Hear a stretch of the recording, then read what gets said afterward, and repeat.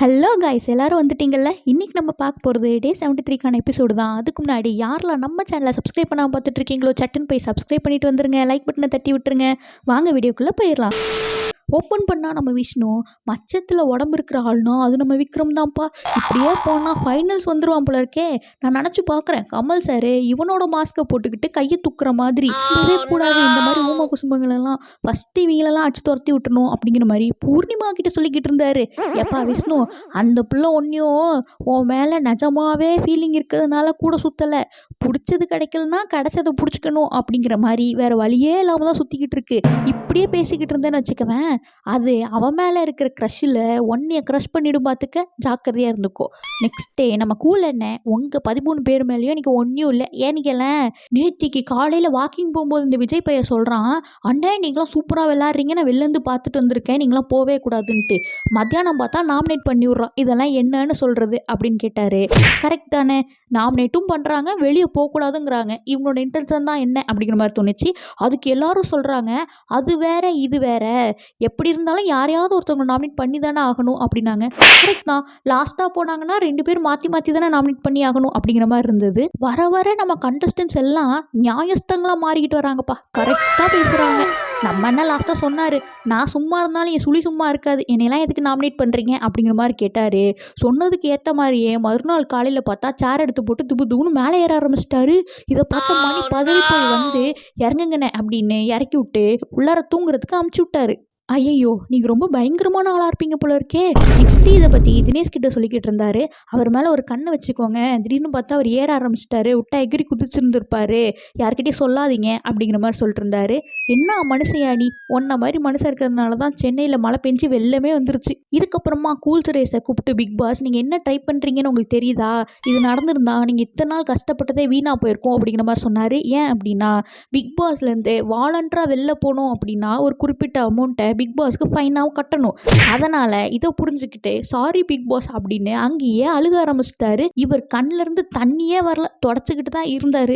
இவர் உண்மையாக இருக்காரா நடிக்கிறாரான்னு கண்டுபிடிக்கிறதுக்கே நம்மளாம் தனியாக கிளாஸ் போடும் போல இருக்குது. நெக்ஸ்ட் இந்த சீசனோட டான்ஸ் மேரத்தான் டாஸ்க் வந்தது. இதை கேட்டோடனே அர்ச்சனா, நான் இந்த டாஸ்க்குக்காக தான் ரொம்ப நாள் வெயிட் பண்ணிக்கிட்டு இருந்தேன், பட் என்ன பண்ணுறது, நான் அந்த டிக்கெட்டே பின்னால் கலந்துக்கவே முடியாதே அப்படிங்கிற மாதிரி சொல்லிக்கிட்டு இருந்தாங்க. பட் நம்ம பிக் பாஸ் டீம், உனக்கு நான் வேறு ஒன்று வச்சுருக்கேன் அப்படிங்கிற மாதிரி, நீங்கள் இதில் கலந்துக்கலாம், உங்கள் பாயிண்ட்ஸை நீங்கள் வேறு யாருக்காவது கொடுக்கலாம் அப்படிங்கிற மாதிரி சொன்னாங்க. அர்ச்சனா ஹாப்பியாக என்ன தான் வந்திருக்கு அப்படின்னு பார்க்கும்போது எல்லாருக்கும் ஹீரோ ஹீரோயின் கெட்டப் வந்தபோது நம்ம அர்ச்சனாவுக்கும் விச்சு மம்மிக்கு மட்டும் வில்லி கெட்டப். இது ஹைலைட்டே நம்ம விக்ரமனுக்கு காமெடியன் கெட்டப் கொடுத்துருந்தாங்க. இதில் கொடுமையே உள்ளூர் கிளவியான மாயாக்கு உலகளகி ஐஸ்வர்யா ராய் கெட்டப் கொடுத்தது தான். என்ன குடும்ப சரவணா இது அப்படிங்கிற மாதிரி இருந்தது. எல்லாரும் அவங்கவுங்க கெட்டப்பில் ரெடி ஆகிட்டு இருந்தாங்க. பிக் பாஸ் எல்லாருக்கும் பணம் கொடுத்து விட்டாரு. எந்த பர்ஃபார்மன்ஸ் பிடிச்சிருக்கோ அவங்களுக்குலாம் தரலாம், தராமலும் இருக்கலாம் அப்படிங்கிற மாதிரி சொல்லிட்டு இருந்தாங்க. எண்ட் ஆஃப் த டே 3 கண்டஸ்டன்ஸை வந்து செலக்ட் பண்ணணும்.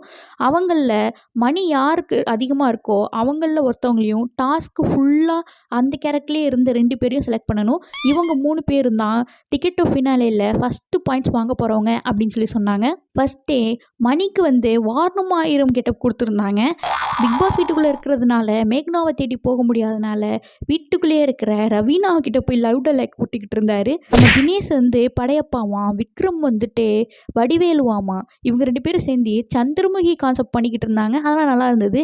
நெக்ஸ்ட் இந்த புள்ளி கேங் வந்துட்டு தினேஷை பார்த்து டோரா அப்படின்னு சொல்லி கலாச்சிக்கிட்டு இருந்தாங்க. இது நம்ம தினேஷ் காதில் உழுகிற மாதிரியே விக்ரம் போய் சொல்ல, தூக்கி அடிச்சிருவான் பார்த்துக்க அப்படிங்கிற மாதிரி, எல்லாத்தையும் கழட்டி போட்டு போயிடும் பார்த்துக்க அப்படின்னு அங்கே கத்திக்கிட்டு இருந்தாங்க. நெக்ஸ்ட் டே எல்லாரும் பர்ஃபார்மன்ஸை ஸ்டார்ட் பண்ணிட்டாங்க. சும்மா சொல்லக்கூடாது, அர்ச்சனா வந்து ஸ்ரேயா ரெட்டி மாதிரியே மாறிட்டாங்கன்னு தான் சொல்லணும். அதுலேயும் கார்டன் ஏரியாவில் உட்காந்து விஷ்ணு வந்து, நான் அடித்தா பொறி கலங்கி பூமிக்குள்ளே போயிடுவ பார்த்துக்க அப்படின்னு சொல்ல, பொறிக்கல்ல விற்கிறவனா நீனு, போய் 6 பொட்டணம் வாங்கிட்டு வா அப்படின்னு சொல்லி சொன்னதெல்லாம் வேற மாதிரி பங்கம் தான் சொல்லணும். இந்த அனன்யா பிள்ளை என்ன கெட்டப் போட்டிருக்குன்னு நமக்கு தான் தெரிலன்னு பார்த்தா அந்த பிள்ளைக்கு தெரில போல இருக்கு. அந்த பிள்ளை பாட்டை போட்டு 5 நிமிஷத்துக்கு அப்புறமா தான் ஆடவே ஆரம்பிச்சிச்சு. கடைசியில் பார்த்தா கஜினி படத்தில் வர அசினாமா. இந்த பிள்ளைக்கும் சரி, இதுக்கு முன்னாடி வந்த மணிக்கும் சரி, எல்லாம் காசை வாரி இறச்சாங்கன்னு தான் சொன்னோம். மணிக்கு ரவீனாலாம் மொத்த காசையும் கொடுத்துட்டாங்க. இவங்களுக்கு டாஸ்க் புரிஞ்சிச்சா இல்லையானே தெரில. டிக்கெட் டு ஃபினாலே ஃபினாலேல இவங்க வின் பண்ணணும் அப்படின்னு விளையாடுறாங்களா இல்லை மற்றவங்கள வின் பண்ண வைக்கணும்னு விளையாடுறாங்களா? நெக்ஸ்ட்டு ஷாப்பிங் ரீபேமெண்ட் டாஸ்க் நடந்துச்சு. இதில் தோத்துட்டாங்க அப்படின்னா நெக்ஸ்ட் வீக்கு ஷாப்பிங்க்கு 2 பேர் இல்லாமல் ஒரு ஆள் தான் போகணும் அப்படின்னு வந்திருந்தது. எதிர்பார்த்த மாதிரியே தோத்துட்டாங்கப்பா. இந்த வாரம் பத்திய சாப்பாடு, அடுத்த வாரம் பட்னி தான். நெக்ஸ்ட் டே நம்ம விச்சு மம்மி டர்ன் வந்தது. சும்மா சொல்லக்கூடாது, பட்டையை கிளப்பிட்டாங்க நீலாம்பரி மாதிரியே. இதுக்கு நம்ம தினேஷும் நல்லா கோஆப்ரேட் பண்ணா. அப்படி நெக்ஸ்ட் நம்ம நிக்சன் பண்ணாரு பாருங்க காமெடி. காதல் கொண்டேன் தனுஷ் மாதிரி பண்ண சொன்னா அன்னியன் படத்தில் வர அம்பி மாதிரி இந்த லோகத்தில் யாருக்கும் நியாயமே இல்லையா, மனுஷாலே இல்லையா அப்படிங்கிற மாதிரி தண்ணியை மொண்டு மொண்டு தலையில் ஊற்றிட்டு அந்த பக்கம் போய் ஆட ஆரம்பிச்சிட்டாரு. கேட்டா ரெயின் எஃபெக்ட் ஆமா. நான் சும்மா பண்ணுக்காக தான் சொன்னேன். இந்த குளிர்காலத்துலேயும் தலையில் தண்ணி ஊற்றிட்டு தரை துடைக்க யாரால முடியும் சொல்லுங்க? இந்த பாட்டுக்கு ஆடும்போது மைண்டு ஃபுல்லாக ஐஷுவை நினச்சிட்டே ஆடிருப்பாருன்னு நினைக்கிறேன். அது அவரோட பர்ஃபார்மன்ஸில் அப்படி தெரிஞ்சிச்சு. நெக்ஸ்ட்டு ரவீனாட்ட மணி வந்து இவ்வளோ காசுலாம் நீ கொடுக்காத, எல்லோரும் நல்லா பண்ணியிருக்காங்க அப்படின்னு காசு திருப்பி கொடுக்க ட்ரை பண்ணேன். அட போயா அப்படின்னு சொல்லிட்டு அந்த பிள்ளை கிளம்பி போயிடுச்சு. நெக்ஸ்ட்டு பூர்ணிமாவோட டர்ன் வந்தது. முத்தலகா மாதிரி விஷ்ணுவை கட்டி பிடிக்கணும்னு பிளானெல்லாம் போட்டு ட்ரையல்லாம் பார்த்து வச்சுருந்தாங்க. எதிர்பார்க்காத விதமாக மணி வந்து நிற்க என்ன பண்ணுறதுன்னு தெரியாமல் ஸ்டன் ஆகிட்டாங்க. விஷ்ணுவாலலாம் ஒன்றும் சொல்ல முடியல பாவம். பட் இவங்க எப்படியோ மேனேஜ் பண்ணி இருக்கிற எல்லாரையும் கட்டி பிடிக்கிற சாக்கில் கடைசியாக விஷ்ணுவையும் கட்டி பிடிச்சிட்டாங்க. நெக்ஸ்ட்டு நம்ம சகுனி கேங்கு பிளான் போட ஆரம்பிச்சிட்டாங்க. யாருக்கு நம்ம மணி கொடுக்குறது, யார்கிட்ட நிறையா இருக்குது அப்படிங்கிற மாதிரி. சரி நம்ம எல்லாரும் ஒருத்தருக்கே தந்துட்டோம் அப்படின்னா நம்ம வந்து ஒரு ஆளை ஜெயிக்க வச்சிடலாம் அப்படின்னு இங்கேயே பிளான் போட்டாங்க. இது முடிஞ்சதுக்கப்புறமா பிக் பாஸ் வந்துட்டு யார் யார் எவ்வளோ காசு வச்சுருக்கீங்க போர்டில் வந்து எழுதுங்க அப்படின்னா நிறைய பேர் முட்டையாக போடுறத பார்த்துட்டு மணி இது என்னது எல்லாரும் காசு வாங்கினாங்கல்ல அப்புறம் எப்படி முட்டை வரும் அப்படின்னு கேட்டாங்க. இதை கேட்ட உடனே மாயா உசாராகிட்டு எனக்கு இந்த பணம்லாம் வேணாம் அப்படின்னு பூர்ணிமா கிட்ட சொன்னாங்க. அதெல்லாம் முடியாது, நம்ம கமல் சார்கிட்ட பேசிக்கலாம் அப்படின்னு சொல்லி அங்கேயே நம்ம பூர்ணிமா சொன்னாங்க. எது பேசிக்கலாமா? கரெக்டு மிரட்டு. கடைசியாக மாயா நான் வாங்க மாட்டேன்னு சொல்ல பூர்ணிமா வந்து பணத்தை பறக்க விட்டு கிளம்பிட்டாங்க.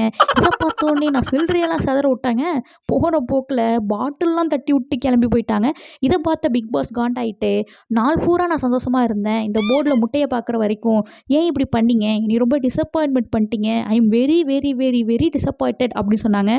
சரி நான் கூட இவர் திருந்திட்டாரோ அப்படின்னு நினைக்க இன்றைக்கி நைட் ஃபுல்லாக நான் டைம் தரேன், இந்த போர்டில் கரெக்டான பாயிண்ட்ஸ் இருக்கணும் அப்படின்னு சொன்னாங்க.